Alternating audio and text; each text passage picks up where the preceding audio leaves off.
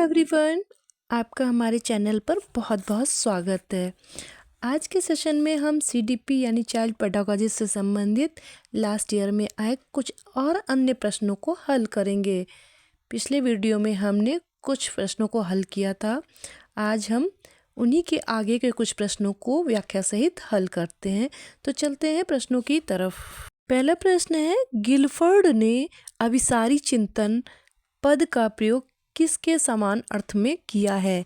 Option है ए बुद्धि, B सृजनात्मकता, सी बुद्धि एवं सृजनात्मकता, डी इनमें से कोई नहीं। तो इसका सही आंसर है ऑप्शन बी।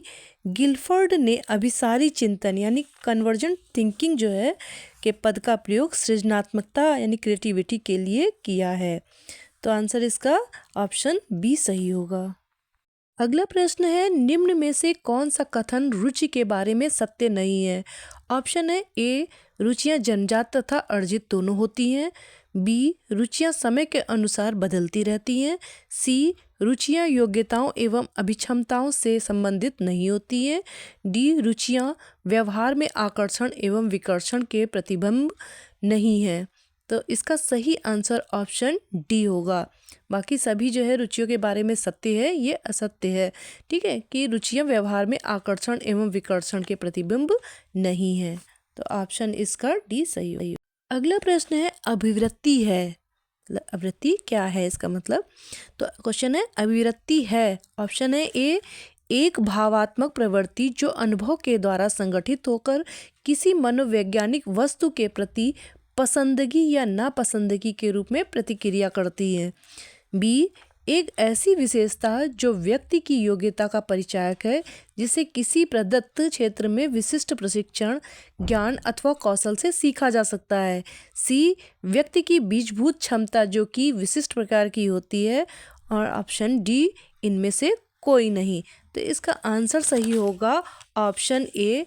अभिवृत्ति एक भावात्मक प्रवृत्ति है जो अनुभव के द्वारा संगठित होकर किसी मनोवैज्ञानिक वस्तु के प्रति पसंदगी या नापसंदगी के रूप में प्रतिक्रिया करती है। तो इसका आंसर आपका ए सही होगा। व्यक्तित्व एवं बुद्धि में वंशानुक्रम की, ऑप्शन है ए नाम मात्र की भूमिका है, बी महत्वपूर्ण भूमिका है, सी अपूर्वोन्मेय भूमिका है, डी आकर्षक भूमिका है। तो इसका सही आंसर है ऑप्शन ए नाम मात्र की भूमिका है। तो व्यक्तित्व एवं बुद्धि में वंशानुक्रम की नाम मात्र भूमिका, इसमें कोई महत्वपूर्ण भूमिका नहीं है। तो आंसर इसका ए सही होगा।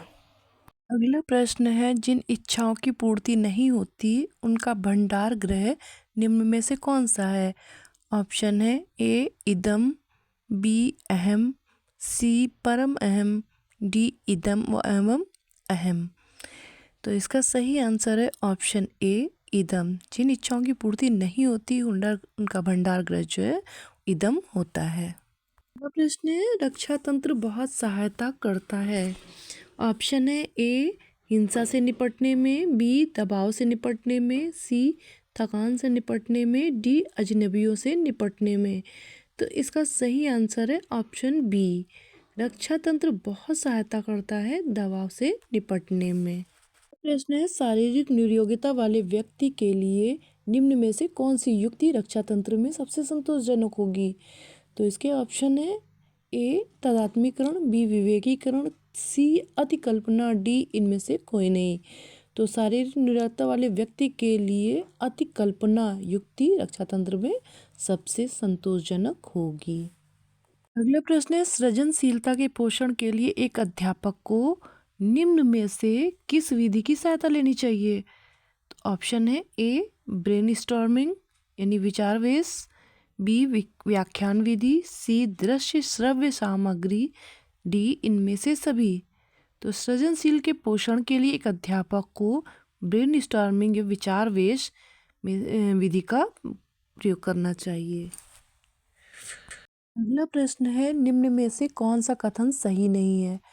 तो ऑप्शन है ए आवश्यकता वंचना की शारीरिक अवस्था नहीं है, बी अंतर्नोद आवश्यकता का मनोवैज्ञानिक परिणाम है, सी आवश्यकता एवं अंतर्नोद समान नहीं है बल्कि समांतर है, डी मूल प्रवृत्तियाँ आंतरिक जैविक बल हैं। तो इसका सही आंसर है ऑप्शन ए। दिए गए कथनों में से यह कथन सही नहीं है कि आवश्यकता वंचना की शारीरिक अवस्था नहीं है। तो आंसर इसका ए सही होगा। प्रश्न है, शिक्षा का अधिकार अधिनियम 2009 में एक अध्यापक के लिए न्यूनतम कार्य घंटे प्रति सप्ताह निर्धारित किए गए हैं। तो इसके ऑप्शन है ए 40 घंटे, बी 45 घंटे, सी 50 घंटे, डी 55 घंटे। तो इसका सही आंसर है ऑप्शन ए। शिक्षा का अधिकार अधिनियम 2009 में एक अध्यापक के लिए न्यूनतम कार्य घंटे 40 घंटे निर्धारित किए गए हैं। तो थैंक यू गाइस। कैसा लगा टॉपिक हमें कमेंट करें, और सीटेट से रिलेटेड या टीजीटी पीजीटी से रिलेटेड कोई भी टॉपिक आपको चाहिए तो आप प्लीज़ हमें कमेंट करें, हम उसको पूरा करने की कोशिश करेंगे। Thank you guys.